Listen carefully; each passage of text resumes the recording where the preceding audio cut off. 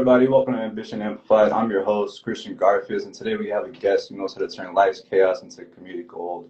Please give a warm welcome to the hilarious, quick-witted, and unapologetic, authentic Tunde. Yes, What sir. up? What up? What Awesome, man. up? It's awesome to have you here, man. Let's start from the beginning, man. How did you first discover that comedy was really your thing, bro? Talk to me through your beginnings. Um, Comedy came to be.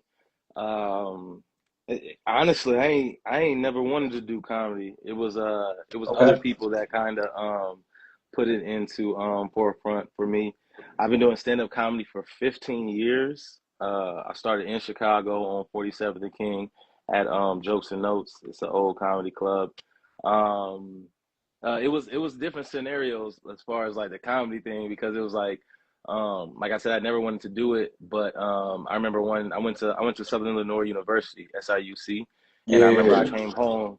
Yeah, I came Lucas, home one right? Salukis, yeah, Yeah, yeah, Salukis, yeah. all right, for sure, for sure, for sure. Yeah, the realest of the realest, man. If you ever been down there, you know what it is. Like, it's a Yes, good sir. time. Them boys know how to party. That's for sure. Like that, there's nobody in America that parties like the Salukis do. We definitely did it different. For sure, But man. yeah, nah, it was a situation where I came back home one time. I was kicking it with a bunch of different people, different variations of people, and we was kind of just chilling, kicking it or whatever. And everybody just had the same thing, like, man, like you funny as hell, like man, you should do comedy. And I was like, whatever. And then like in that week span that I was home, like five different people said it to me, and then my homegirl at the time was like, "Nigga, I've been telling you this forever, like, you know what I'm Yeah. saying? Like, you should definitely do this." So I tried. I'm Nigerian, so I asked my mother if Mhm. she would support me doing stand up comedy. I was expecting her to be like, "Man, get the hell out of my face." No, like, go Mhm. to school, But she was like, "Yeah, like, That's what's yeah, up. let's do it." Hell Yeah, yeah. and I've been on the grind with it ever since. That's what's up, man. Did you ever realize that there was a moment it's like, all right, this is what I want to do? Um, it was actually few. It was two specific moments that happened for me. Okay. One when I was at SIU, when I was doing it there, I had did a show at Shryock Auditorium at SIU, and it was when I first started. I think it was like homecoming or something around that time, or something, Yeah, yeah. some event, and I killed it like in front of my peer, and Hell SIU had yeah. some real rowdy, you know what I'm saying, some real hood, you know what I'm saying, Yeah, kids that went to college, and so they'll let you yeah. know. So then I did that, and then I was invited, and I was booked to host a talent show Okay. at my old high school. I went to Homewood Flossmoor High School, and Homewood, okay. yeah, and they had like a annual like talent show, step show or whatever they do. And I remember I was hosting it, and I hosted it one year. And while I was on the mic talking, like looking down at like who's next or whatever, a lady in the crowd was like, "Hey, you are legitimately, you know what I'm saying, one of the best hosts we've ever had at this." You know what I'm saying? And Hell everybody yeah. stood up and clapped, and I was in there like, "Oh, okay, Hell well, yeah. thank y'all. I appreciate it." For So sure. it was definitely dope. Hell yeah, man. Your first standing ovation, I feel like, right? Yeah, yeah, that's what I was saying. My first standing ovation. It was interesting because it wasn't expected. It wasn't expected at Yeah. all. I Hmm. feel you. For sure, man. That's an awesome story, man. I know comedy Yeah. really comes from real experiences and real emotion. What inspired your comedic style really early on, and how did it evolve as you started performing more? Well, like I said, I'm Nigerian, so my Mm. perspective comes from a first generation Nigerian or anybody that has like immigrant parents. So it pretty much my sense of humor is just based off of observations, experience, and my my witty perspective of stuff. Hell So yeah. with comedy, it's like what I do is I allow the audience to feel like they like my cousin, or feel like they a homie of mine who's just hearing a wild Yeah. story or wild perspective from me. So it's just Yeah. I like to be as authentic as possible. That's awesome, man. I know you kind of have a process. Do you really write every joke word for word? Do you really build on crowd energy? How do you develop this kind of material? Well, as far as comedy wise, there are jokes that you write out word for word, but it's more so the Yeah. concept more than anything that you Okay. continue to expound on. If it's like, all right, there was a situation that happened here or here, let's say with my father or with, a scenario with in relationships or with women or anything like that. It's more so of like trying it out, you know what I'm saying, getting your Yeah. thoughts out and Mhm. seeing which parts of that work. So you have your premise and your base of, the setup or the beginning, middle, and end of the story, and then it's like when you do a song too. Like when Yeah. you do a song, you get the beat, you lay the vocals on the beat, and then you got to go back in and do the ad libs. You got to go Mhm. back in. The producer has to, you know what I'm saying, fine tune different things, add different stuff. Excuse me. So that's what it's No, like you. writing a joke. You know what I'm saying? Like you have your first base of it. It's like your Mhm. premise. Okay, this is the joke. This is gonna be a funny joke about this or about, you know what I'm saying, big people, fat, you know what I'm saying, short people, Mhm. or being African or whatever the case. And then you add to it based off of the reactions. That's why even when you see bigger comedy or comedians, like what they'll do before they have a major performance is they'll go to Mhm. all of the smaller clubs and they'll work it out, work it out, work it out to take this out, add this in, take this out, add this in. So it Mhm. all leads up to the perfect setup and the perfect joke that the viewer will look at as like, man, that shit was just hilarious. Yeah, man. I feel like that's kind of why a lot of these comedians kind of been doing that, like no cell phone rule. Have you seen that with Chappelle D? Yeah, yeah. Yeah. But at that point, it's like the not everybody comes to comedy clubs to record people. It's Yeah. only when a big name pops in that they weren't expecting that Mhm. people want to record and stuff. So everybody doesn't necessarily do that, but I understand why the bigger names do that because they're, like I said, they're working on something. And if it gets out Yeah. before, the cat's out the bag before it can, what I'm saying, actually, finish cooking, and you know what I'm saying, the whole thing is done. For sure, man, for sure. And what about testing jokes? I know some jokes really bomb at points. How do you really handle it when a joke doesn't really land? And what do you learn from that moment? You keep moving. You keep moving on. Mhm.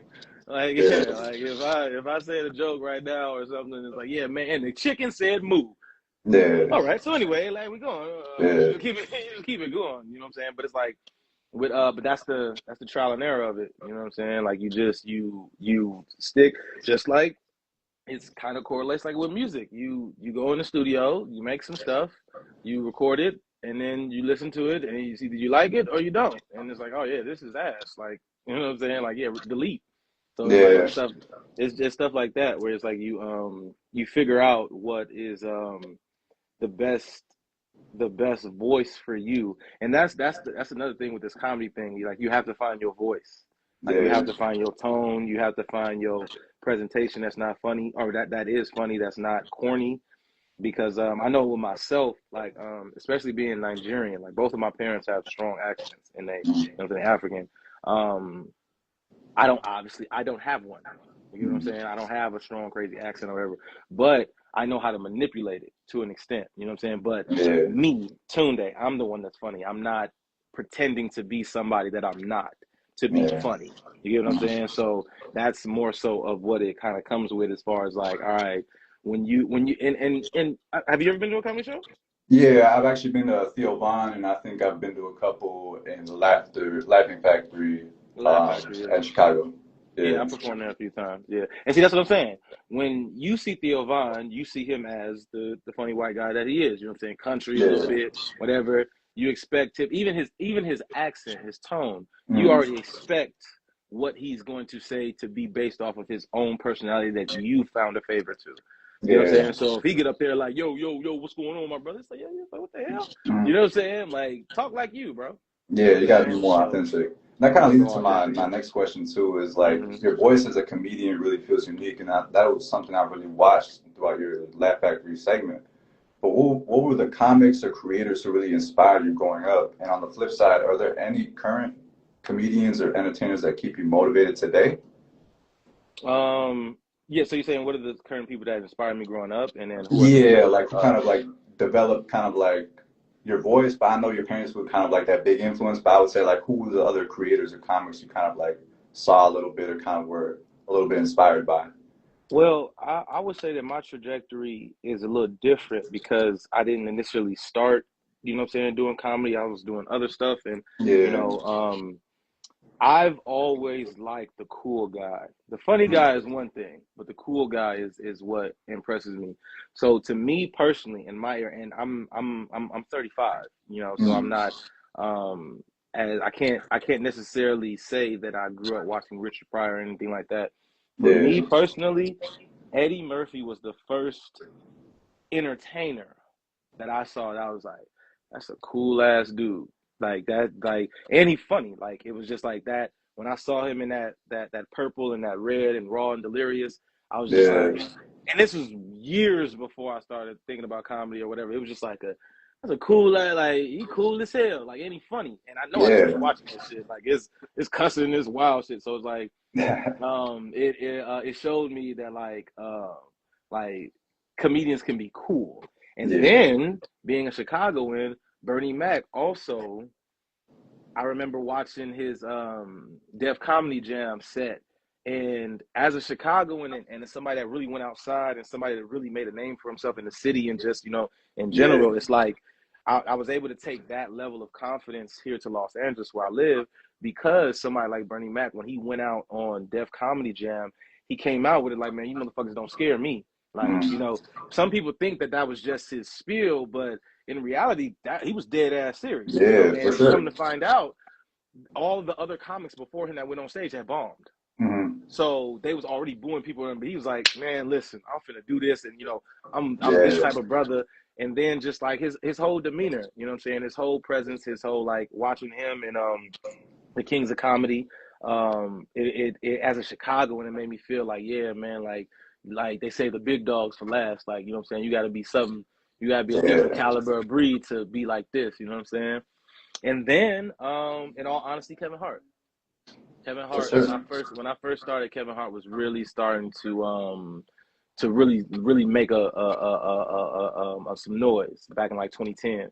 Like so to Yeah. the point where people was even like, "Yo, man, you trying to be like Kevin Hart?" And someone was like, "Just because I was dark skinned," it's like, yeah, any person you see like that, it'll be like that. So yeah, Kevin Hart, Dave Chappelle as well. I've always thought Dave Chappelle was a very brilliant comedian. As I started to get more into comedy as the craft, Dave Mhm. Chappelle was somebody that I looked at as like very authentic to his own sound and to what it was that he felt was funny. And that's one thing that I really honed into my own craft of it is like I laugh at me. I don't Mhm. laugh at y'all. Y'all laugh with me in my Yeah. mind. You know what I'm saying? And Mhm. I don't say things to purposely offend people. I don't say things to pick at people, whatever. Of I course. say things that legitimately make me laugh. Like I don't have there's not too many people or genres or races that are the butt of my jokes. You know what I'm saying? Yeah. Like I like to engage with my audience where it's like we didn't come here to have a badger session. We came here to all engage and have a good time. So For sure. that's definitely and somebody that definitely now because now I've been in for so long, I know a lot of my peers who are actually doing dope thing. Mhm. Um, comedian that is really really making some noise and that really I feel it pushes the envelope for a lot of comedians right now, and a lot of comedians will say is a comedian CP. He's CP. yeah, he's definitely a heavy figure right now in the comedy. Sidney Castillo is hilarious. Mhm. Um, People like James Davis, Carlos Miller. Um, it's a bunch of very funny people right now, and also I'm inspired by a lot of women comics too. There's a lot of Okay. women comics that are out here killing it. Zainab Johnson, Takara Williams, Brandy Denise. Um, yeah, there's a lot that are out here just really, you know what I'm saying, really making a name for themselves. And that's definitely inspiring. For sure, man. Any animation? I know Boondocks was a lot of inspiration for a lot of comics. Yeah, for sure. Boondocks was hilarious. Boondocks, I would love to be a voice on Boondocks, and this because I watch that all the time. We all like showing it. Yeah. Boondocks was a very monumental show.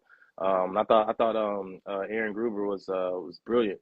You know what I'm saying? I thought that he had something that was definitely ahead of his time, and Yeah. we I don't necessarily know if we can we can start that back up, but it would be dope if we could. You know what I'm Yeah, saying? man. I hope Yeah. you be on it, man. You'll be a good voice for it, honestly. Thank you. I wanted to get an anime because I that in reality, radio and television is what I went to school for before I started doing comedy. Okay, No, for that's sure. that's a lie. That's a lie. I changed. I went to school for business management, at first, and then that didn't work out at all. Nah, okay. So then I changed that to radio and television. But yeah, a radio personality, and like and I specialize in audio production. So For that's sure, something man. that definitely we want to get into for sure. Yeah, man, I did peep that you had your own podcast too. Was that something that you did yourself, or was that something you work with a company with? No, it's mine, 100%. You know what I'm saying? The podcast that I've For had for about sure. like 7 years, 8 years now. Was it 2025? Yeah, about 8 years. I've been doing it on and off. It was first called Deuce and Backwoods. Mhm. Realized that I'm on to something, and I definitely want to continue to brand and build on it, and I don't want to get sued later on. So I Yeah, changed the name to the Tuned In podcast. Hence my name, Tunde. So gotcha, it kind of man. goes with that. Yeah, so that's something I'm proud of, and I'm definitely continuing to build on. Yeah, man, for sure. I'm a big fan. I know Thank comedy you. kind of reflects the world around us. How do you balance kind of being funny with kind of being socially aware, but also being kind of thought-provoking in your material?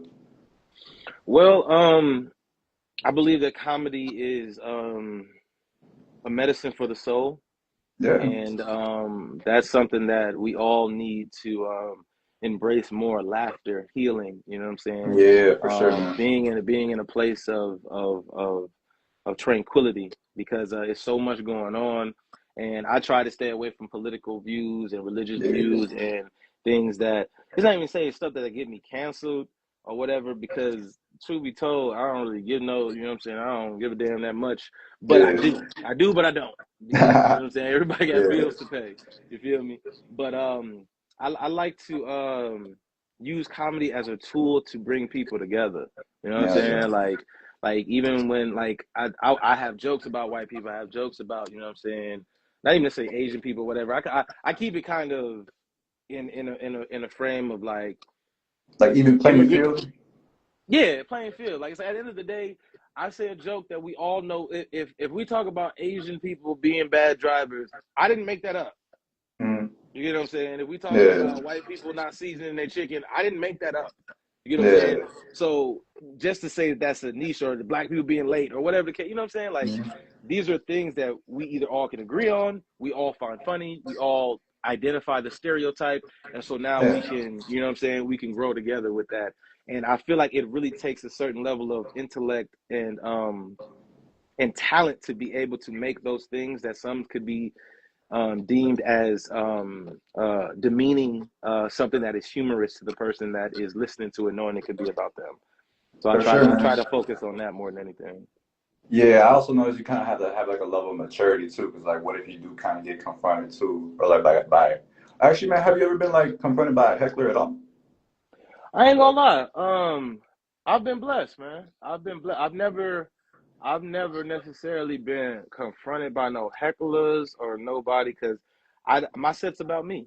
My Yeah, set's about for sure, me, for my sure. experience, my perspective on things, and I bring you into my world. It's not like, and I don't badger the crowd.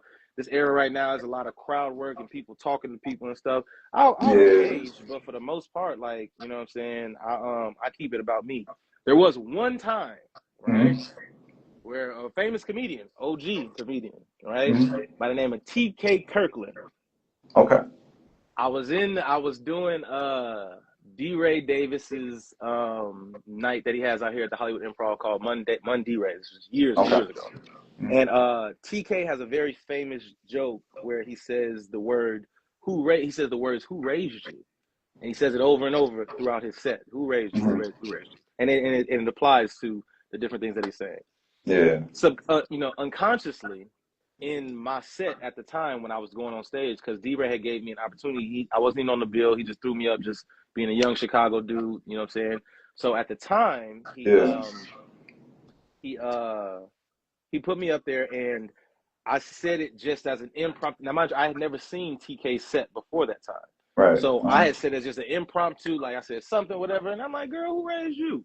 Mhm. Just that part, Yeah. that literally that quick segment that you just heard me say.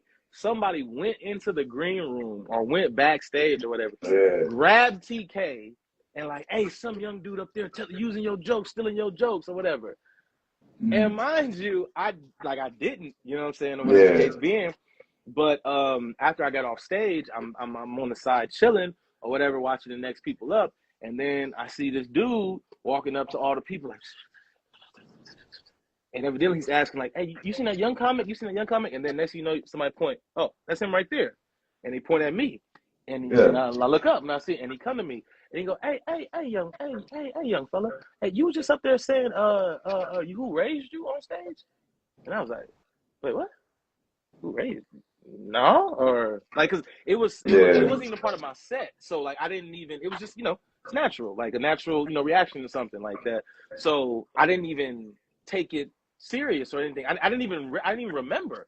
Yeah, you didn't rationalize it at I all. didn't rash exactly. I didn't rash. I was like, "Who raised you? What are you talking about?" I was like, no, I'm not. He's like, "Oh, okay. Somebody told me that you was up there using it. That's part of my set. I've been doing it for 20 years, brother. So what I'm saying, check it out. What I'm saying, I'm about to go on stage. You're gonna see me do it." I saw him do it. Like I said, it was the premise of his entire 20-minute set. Like that's he kept Yeah. going back to it, in whatever case. And so when I seen that, I was like, oh, this is a dirty ass game. Like literally, like you really got to watch what you say up there. Like you got to be Yeah. very meticulous about the things that you say, because one, people will take things the wrong way. Two, people will think you're stealing their jokes. I have to be so original to me and so willing to make me the butt of the jokes and be Right. okay with that, Hmm. that it doesn't offend somebody else. Because right Right. now, or make somebody feel some type of way. And you know what I'm saying, Yeah. about the material that I'm doing. So that was the only time that I've been like approached about something that I said on stage. For sure, man. And it's also like a learning thing too, because you were young back then. Oh yeah, I was like 25. When you're on stage, you kind of have like this strong connection with the crowd. But how do you really read a room and adjust the energy or material to fit that Wait, vibe? you had cut out for a quick second. I think it paused, but so I didn't hear the question. What was the question again? Oh, it's all good, man. I saw you kind of have a strong connection with the crowd. How do you really read a room or adjust the energy or material to fit that vibe? At the end of the day, I look at every room as like whether it's 7 people, 700, 7,000. Hmm? You need to get everybody on your side first. Like Yeah. that's whether I go up first, whether I go up in the middle, like, and it's observation. Like you read the room. Hmm. That is a major skill in this. Reading the room from the moment you get, because unless you're hosting, you know what I'm saying? Even if you are hosting, you can gauge Yeah. and like, all right, who's in here? There's a lot of women in here, some couples in here, it's white folks in here, there's a lot of black folks in here. Oh, there's some Asians. Like, so now your mind is going. So even as a host, like you'll probably start engaging, asking some questions, saying about some scenarios, different things like that. But with myself though, I I know that the presentation that I give off when I start my set, I started with Hmm. the mindset of, okay, cool. These Hmm. people don't know me. So give them something to pay attention to. Right. And you have to hit them with an attention getter immediately. You get what I'm saying? Now, Hmm. mind you, if I'm in a room that's smaller, or maybe it's the people that do already know me or have seen my set already, you already identify that. So it doesn't matter if I'm the Yeah. first, the last, whatever. The crowd is who you need to observe before anything. And Hmm. then, you know what I'm saying, adjust your set accordingly. So that would usually be the main thing about, reading the room. Reading the room is a big thing, and whether you a huge star or, what I'm saying, still coming up, reading the room is a big thing, because actually as you get bigger, the stakes only get higher, you know what I'm saying? Yeah. For sure, man. Do you go into like sets early just to check out other comedians, just to kind of read the room beforehand, or do you do that like a little bit before you hit the stage? Well, more so it's like if it, I'll definitely go and check out somebody else's set. You know what I'm saying, Okay. beforehand, if I'm up before or they're up before me or whatever, to gauge the, what I'm saying, the crowd. Because it also too, it's it's things that you learn from other individual set. It's like, okay, cool. He was messing with the lesbian couple up front, and she wasn't the partners wasn't laughing. Okay, cool. Mhm. Definitely not gonna say nothing to them. But if I do say something to them, I'm gonna say something to them that uplift them. You know what I'm saying? Yeah. I insult people with compliments. Mhm. You get what I'm saying? So if I'm gonna Yeah. talk to somebody, it's like, okay, check old girl out. Ooh, that's you, player? That's your girl? Yeah, I know. You got a gun license, don't you? You shoot niggas. You have to. You Yeah. do. It's Like, actually, you know what I'm saying? What type shit? You know what I'm yeah. saying? Like, make him feel like, yeah, I got one, or make her feel like, yeah, he shoot niggas because of me. But Yeah. like now you on my side. Now we're friends. All right. Now I've let you know how beautiful your woman is. I've let the room know that you a tough guy. You know what I'm saying? I don't want no problems with you, you know, whatever the case being, or any type of scenario. You feel me? So it's just like it's more so of being able to read that room and really understand like, okay, cool, like, you know what I'm saying? Understand that, all right, they messed up with that. Like I said, like I know some people build their brand off of roasting and being that person that's gonna antagonize, and some people come for that. Some people sit right Yeah. up front, like, well, I know they're gonna roast me. I want it. I'm not that guy. You know what I'm Mm. saying? And if I go on after that guy, I'm gonna bring it back to, all right, we family in here. You Yeah. know what I'm saying? It's cool. That's what's up, man. I appreciate that. I saw your clips of the podcast are just as funny as your live shows, honestly. How do you post social media content differently than stand up? And how do you really treat it as like one single creative outlet for you? That's a good question. I think like the stand up that I post is more so of the understanding of my perspective Hmm. and my taste palette for humor and my I would say my um just perspective in general. You know what I'm saying? Yeah. But with my podcast, because my podcast, truth be told, my podcast is I started my podcast to continue to stay relevant and to have content and be working on something when I couldn't get on stage. Los Angeles is the hardest place in the world to get stage time. Hardest place. Yeah. So what I started doing was throwing my own shows, hosting my own shows, and then paying comics. You know what I'm saying? So when I couldn't do that, I used the podcast to stay active.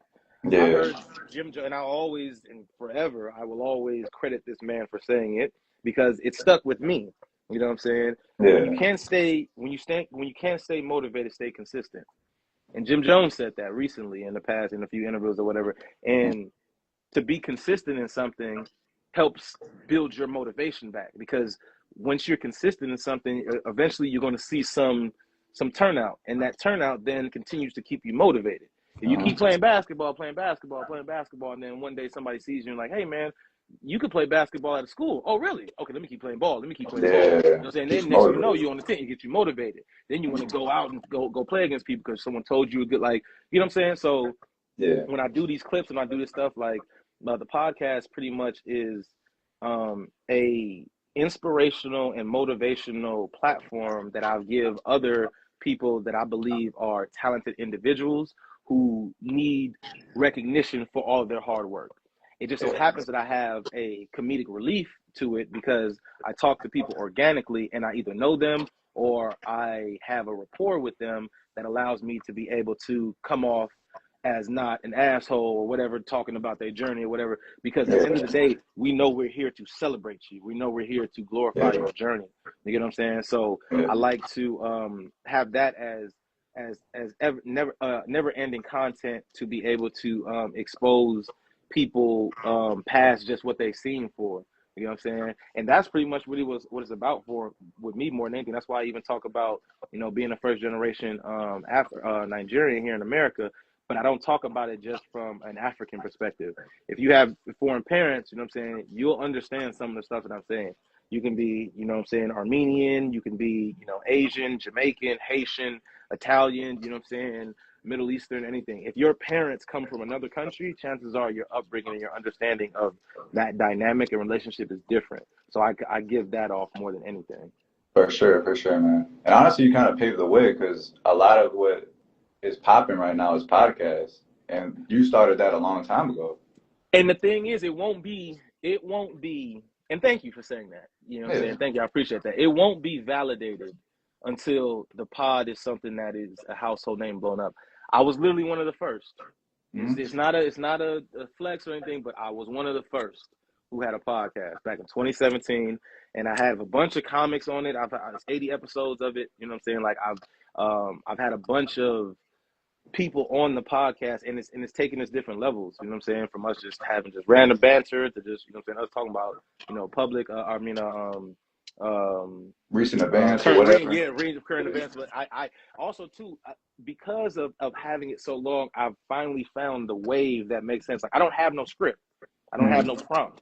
I know exactly what I'm going to say to you, how I'm going to say it based off the organic conversation that we're having and what I want to know and I want the people to know about your life and your journey and what you want the people to know. You know what I'm saying? So it's like it has Yeah. evolved to this point. But Yeah, I was definitely one of the first. And I remember when my homeboys told me this, like it's 8 years ago. He was like, "Yo, Tune, hey nigga, you doing something? Like you telling one of the first real comedians that have a podcast." And Yeah, it's like the only reason why my thing didn't blow up is because of a bunch of different various, trials and tribulations that what I'm saying that came into be. But in reality, yeah, like I was definitely one of the first real comedians that had a podcast. Now everybody and their mama got a podcast, just being at their house. yeah, I'm saying, and you got the whole production crew on with you. Yeah, man. It was a long time coming. What I'm saying? A lot of money. I done put a lot of money into it. So Yeah, this is for one sure, of man. yeah. Shout out to you, man. You heard it here, Appreciate folks. it. He was one of the start comics who really started to get this stuff going. Yeah, I was one of the first. Yes, sir. All right, we almost play a little game, man. It's gonna be Would You Sounds Rather. good. Basically, I'm just gonna give you a set of questions. There's no wrong answer. You just have to pick one. Right. All right, for sure, man. Would you rather bomb in front of 10 people in a quiet bar or 10,000 people in a stadium? Definitely the tip. Well, first of all, how much am I getting paid for the tip? Like, it Hey, depends. hey, you probably gonna get It paid, man. depends. Actually, you know what? I'll bomb in front of that 10. I'll bomb in front of that 10 because after I bomb in front of that 10, I'm like, all right, shit. Hey, we taking shots, man. Come on, let's go to the bar and talk about this. Like, For real, y'all, man. we all family in here. But I that feel 10,000, that means somebody bought tickets for this, and you came up here and just gave us a TED talk. You better get your ass yeah. on. So yeah, And ten people in the bar. they're probably gonna be hungover the next day. They don't gonna be worried about Yeah. that. The thing is, the 10 people in the bar, it's like, yo, he was asked at doing stand up, but he was cool as hell when we went to get a drink. He Yeah, was that's what I'm cool, saying. right? Yeah, Cool dude, like yeah, yeah, exactly. So for I sure, definitely man. stand at the bar. For sure, for sure. Would you rather write jokes for a Netflix special or star in your own comedic movie?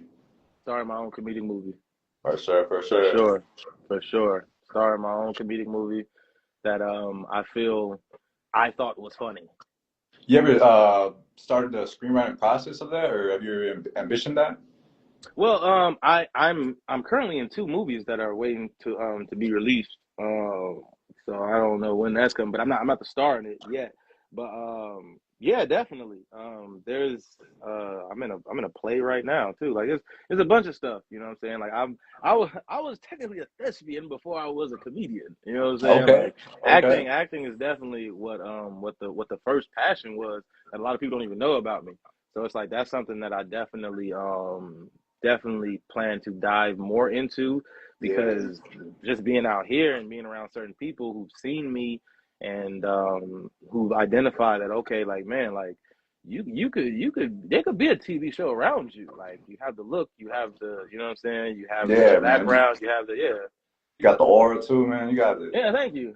Yeah, I would think so. I hope so. Tell Hollywood to look Yeah, out. man. You got it, bro. You got it. All right, man. Would you Yeah. rather roast your favorite celebrity or get roasted by them on live TV? No, I know you don't do roasting, man, but See, this is the thing. Though. I'm from Chicago, G. yeah, Everybody roast.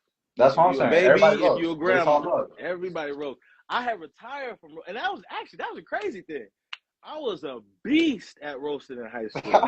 Anybody Yeah, that know me from high school that went to HF from '04 to '08 or know me in general, they know what's up. yeah. Everybody. Now I'm retired. I'm a retired roaster. You know what I'm saying? But if I gotta, you know what I'm saying, pull out one or two, you know what I'm saying, somebody getting slick, cool. But roasting, I don't really do roasting like that no more. So, but um, I'm a good sport. You a And if it's sport? funny, it's funny. Yeah, if it's funny, it's funny. I want, I Okay. want, I want to hear something funny. So, uh, yeah, I get roasted. Go All for it. right. For sure, Ain't gonna man. hurt For my sure. feelings. Yeah, humbling experience. Hmm. All right. Would you rather do a year doing stand up on tour, or would you rather be running your own late night show, man? Definitely writing my own late night show. I plan to be the Arsenio Hall of my era. Yeah, that's what I was gonna say, man. You should have. I don't know. Have you ever done Arsenio Hall at all? The show Arsenio Hall? No, that show's been Nah, canceled like forever. that. The venue. I forgot what venue it is at. Arsenio got a venue? Yeah, I think it did back in the day, but they might have destroyed it and rebuilt it. The Arsenio Hall has his own venue. Yeah, that's not up no more. That's for sure. Yeah, okay, for sure, for Yeah, sure. no, that's not up for sure. But yeah, that's my overall goal to be able to have a platform that allows prominent figures in entertainment who who are of minorities to be able to speak, because there's Jimmy Kimmel, there's, you know what I'm saying, there's Jimmy Fallon, there was David Letterman, there's Jay Leno, where the black guy SNL, at? yeah, Yeah, all these other things, but where's the black guy that people are talking to, or the yeah, guy man, that, everybody just wants to see in, you know what I'm saying, in movies or on stage, but you yeah, don't want to hear him talk. So yeah, that's what I look at when I think of that. So yeah, definitely the late night show for sure. for sure, man. Would you rather have your best joke go viral online or become a cult favorite that only hardcore fans know? Best joke go viral, because then you can write more shows write more jokes for the people who come in the shows to pay. Yeah, more people, right? Yeah, more people, more exposure.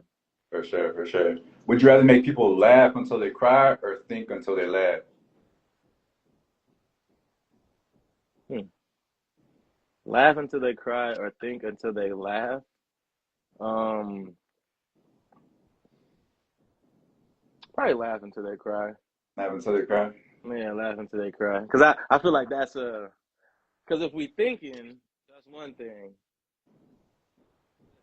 If they're laughing to the cry, chances are I'm laughing too. So everybody laughing.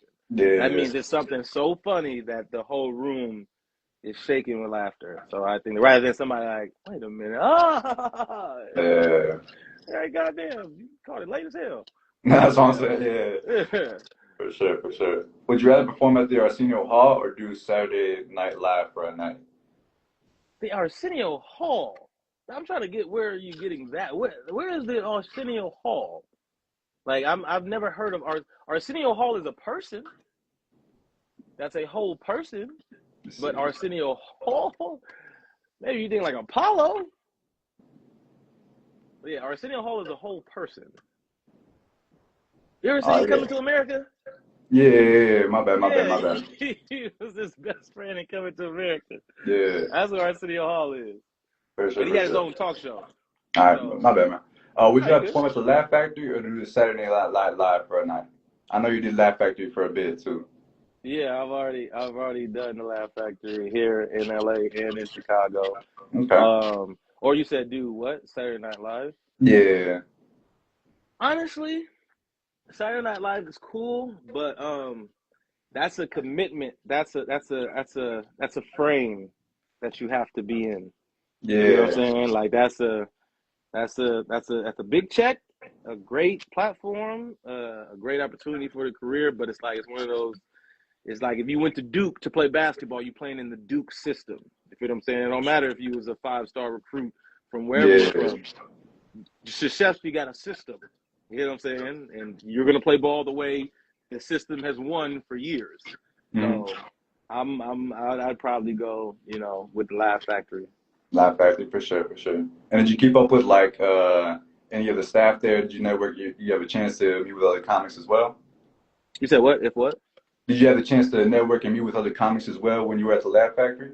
Oh yeah, of course, yeah, yeah. Shout out to Curtis at the Laugh Factory in Chicago, and then yeah, you reach out to a bunch of people, or that's the thing, because also like in the green rooms and stuff like that, like you get to chopping it with other comics and seeing what's up and see what they have going on, and yeah, that's the name of this game is networking and connections and Yeah, for relationships. sure. For You sure, know what I'm man. saying? Awesome, man. I like how you thought about every scenario. From my point of view, comedy kind of looks a little bit effortless on stage, but behind the scenes, I know it's a grind. Can you share a time when something in your career didn't really go as planned and how you kind of pushed through it? I tore my Achilles my second year while doing comedy. Okay. So the first year, I thought I was Iverson. You know what I'm saying? I thought I Yeah. was that dude. And for the most, and also too, the first year I didn't write any jokes down. Mhm. I would just go in there and have like, all right, I'm gonna say this or I'm gonna do this or whatever. But I was Lil Wayne of comedy, right? Yeah, punching in Then, it. Yeah. literally, just making it make sense as I go. But then I tore my Achilles while I was in college, and when I tore my Achilles, I had to be in a boot, Mm-hmm. and because I was in the boot, I couldn't stand for a long period of time, so I had to sit down. Mm-hmm. And this early in my career, especially at SIU, like because I had already killed on feet. So people knew I was Yeah. funny, knew I was funny. And then when I didn't have that no more and I performed again a year later or something, I was sitting down, but I didn't have the comedy chops and the repetitions enough to be able to display my jokes without Being more without animated. selling, yeah, more animated, exactly, thank you, without being more animated. So sitting down, it was cool until it wasn't. Mm-hmm. That was the first type, like, I'm not even saying bomb, but like experience where it was like almost got booed, where it Mm-hmm. was like I'm literally on stage talking. I'm like, yeah. Next thing you know, you hear Nah. and everybody and a lot of people, and they start gathering and gathering. I'm like, hold on, what the fuck? I still got 5 full minutes left in my set. What, I Yeah. ain't done. But it was just like they was over it. So it was like, Yeah. damn. I was like, so what I did, going back to the roasting in that scenario, I turned into like, okay, let me switch this. It's about to turn bad. So Yeah. I just went into like roast mode. Like I was just like, you know what, shit, y'all got me fucked up, y'all. You know what I'm saying? Actually, turn these lights on. I'm gonna start roasting everybody, and that caught people back a little bit. And Yeah. then, you know what I'm saying, had to rearrange. You know what I'm saying? Shit, got back right. Did the rest of my minutes, probably cut the minute short. All right, y'all, I'm tuned. Thank y'all. Whew. And got up off stage. Got the hell up out of Dodge, cause yeah, it was gonna get rough. It was For gonna get sure. rough. So yeah, that was the only time where like I had to adjust my set based off of my actual The appearance. feedback. You know what I'm saying? Yeah. Yeah, the feedback. Yeah, so that was the only thing. Any other time though, yeah, I've been cool. For sure, man. That takes a lot of courage, especially with comedy, man. You're really putting yourself out there every night. What advice do you have when you give to someone who's trying to chase a creative path but kind of feels afraid to fail? Stop taking yourself so seriously. Hmm. Like this is the era of, you know what I'm saying, exposure. And there's only one you, but there's different variations of your voice. Yeah. And we are spirits here in a vessel on borrowed time and an experiment. So at the end of the day, you're an experiment that other people can see as now their thesis to their Hmm. life. You just asked me about who inspired me or whatever. Eddie Murphy was inspired by somebody. Bernie Mac was inspired by somebody. I was inspired by somebody. So it all trickles down to how you present yourself that will then inspire the next person. And if you believe in yourself and or don't take yourself too seriously because you believe in what it is that you have to offer, other people will see that and that'll be its own motivation. You know what I'm saying? Like Yeah. I've been doing a podcast for 8 years right now. I ain't made a dollar from it. Not Hmm. one. I done put over $30,000 in this thing or whatever the case being. But Hmm. that just shows the level of commitment. That shows the understanding of what it takes to actually do this. And when it does blow, which it will, the person who sees that and sees, okay, cool, how did we get here? Well, let me tell you, it's like this, or it was this approach to it. Yeah. So you got to understand that this shit, it, of course, take time, and it's something that you gotta have a passion for because the money don't come right away, and the level of disappointment is extremely high, and Yeah. you have to be resilient. You know what I'm saying? So that'd be the best thing I would say. For sure, man. I know comedy kind of connects people from across a lot of backgrounds and it's deeply personal. Um, has your own culture, being Niger, influenced your perspective and your comedic voice? I know we kind of touched upon this, but I know you were being first generation. Do you ever have experiences where it's like, some days I feel American, some days I feel more Niger? That's actually it's actually very interesting because I'm I'm uh I'm I'm Nigerian, but I'm a Chicagoan. You Yeah. feel me? Like even you know what I'm saying? Like I'm real life with this. Like I really like my city. I really, you know what I'm saying? It's made me, who I am. But I embrace my culture because also too, it wasn't cool being African 15 years ago. That shit wasn't cool. I feel Now you. everybody want to do their African ancestry. People want to Yeah. be, and I'm Muslim too. You Mhm. get what I'm saying? So I'm a first generation Nigerian Muslim that was born and raised in Chicago. So it's a little different. So with me, like when I think about it, it's like I can't be anything other than myself. Like I was really outside in Chicago. I was really doing a lot of the things that other people glorify based off of a lifestyle that they want to seem like is exciting. I was really Yeah. doing those things. But I really do have both of my parents who are full Africans. So I can't pretend like I didn't come from that background. You know what I'm Yeah. saying? So I like to embrace it as far as the authentic person who I am. And like I was just saying, like I remember I did a show in Oklahoma, and I Oklahoma City? remember Oklahoma City. Yeah, I Okay, was flown okay. out there to perform out there, and I did a show out there. Killed the show or whatever. There was a little after thing. It was a bunch of white people there in the crowd or whatever. You know what I'm saying? Killed the show afterwards. Afterwards, I go to a bar. You know what I'm saying? That's what the after party was. We go to the bar, kicking or whatever. I'm at the bar.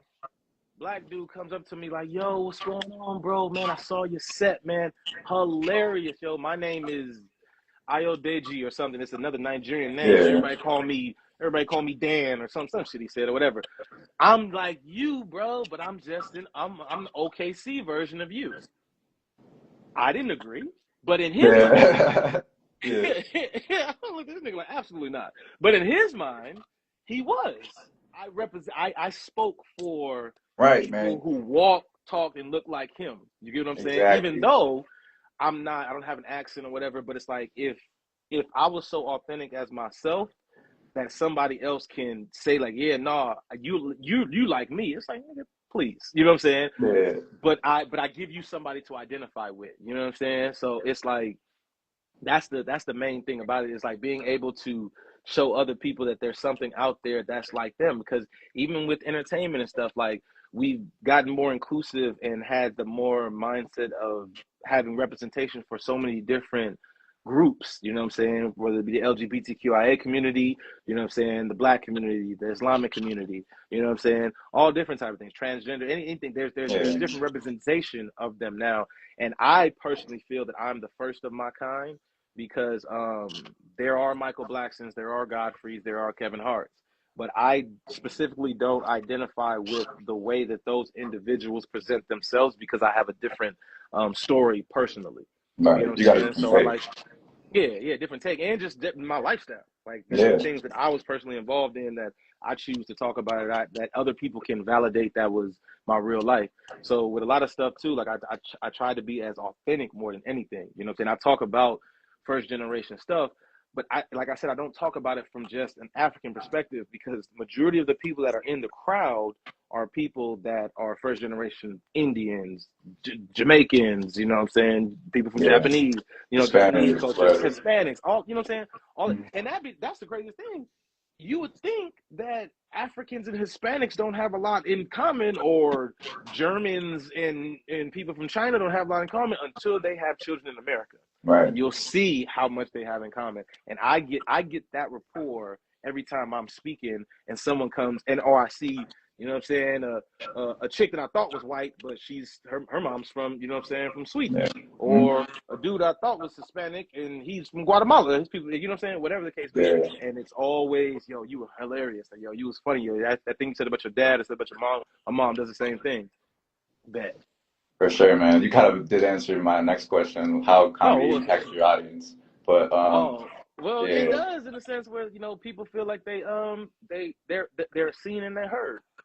I would yeah, say that more than anything is like uh it it it it, it makes them feel like they're seen and they're heard based off of the perspective that you give that wasn't nobody expecting. And then also too, it's like I don't come up there talking like, you know what I'm saying, somebody that doesn't necessarily come from an urban background. Now I yeah. can articulate and I don't sound stupid, but in reality, it's like I sound like one of the guys. You know what I'm saying? Like one of the Yeah. guys from the crib. Like, and so people can resonate with that. And oh, honestly, I'm not the comic that is gonna have a gut wrenching. Oh, it was hilarious. Ha ha ha ha ha ha ha. You're gonna laugh. You're gonna enjoy it, and you're going to appreciate what I have. Yeah. That's what I'm not trying to be nobody else and be the ultimate funny people, because at times some dudes be up there just being clowns to me, like Mm. just silly, like gestures. That's the big difference between being a comedian and being a comic. You know what I'm Yeah. saying? Like a comedian is somebody who can make people laugh based off of the things that they say, based off of their perspective and the way that they deliver it. A comic is somebody who does comedic things Yeah. to entertain you, whether it be juggling, whether it be flipping, whether it be voices or whatever the case is. Yeah. That's the gesture of the, you know what I'm saying, of the performance. But I like to look at it from a more intellectual manner and have people feel like, man, my favorite cousin up there talking. Yeah, for sure. Hell yeah, man. Before we wrap up, man, is there anything next for you? Any specials, tours, podcasts, any projects we should be excited for? I have a show October 20th with Corey Holcomb out here in Los Angeles Okay. and in Burbank. I have another show on the 25th. Dropping more episodes. I don't know if you guys recently saw, but I was recently featured on the Emmy-nominated show executively produced by LeBron James and Maverick Carter called The Shop. And I'm on another episode that premieres tomorrow at 12 p.m. Central Time, or no, 12 p.m. Pacific Time. So I'm on that show again, speaking elegantly, speaking some real shit. You feel me? For sure. I got two movies coming out. When they do drop, trust me, I'll be the first to let everybody know. For sure. But yeah, I got some movies coming out. And yeah, we just working. I'm in a play right now. That's in the process of starting production. And yeah, man, working. Check out my podcast. You know what I'm saying? New episode up with the homie M. Dot. Got another episode dropping soon as well. So yeah, the Tuned In podcast, definitely check that out. For sure. And yeah, man, just my slogan is stay tuned. You know Stay what I'm saying? tuned, man. Stay tuned, you feel me? So yeah, that's just kind of, what I got going on. For sure. Shout out to M. Dot. Shout out to Tune Podcast. Yes, sir. We can't wait to see what you do next, man. Before we let you go, where can people find you at online? You can find me either here at Tune Got Jokes, my Instagram at Tune Got Jokes, TUNGOTJOKES, or my website, watchtunde.com. I actually just launched that. It's really spelled Watch Tunde, Watch WATCHTUNDE.com. Make sure my spelling is right. Yeah, watchtunde.com. And yeah, YouTube channel, Tune Got Jokes. For content and different things there.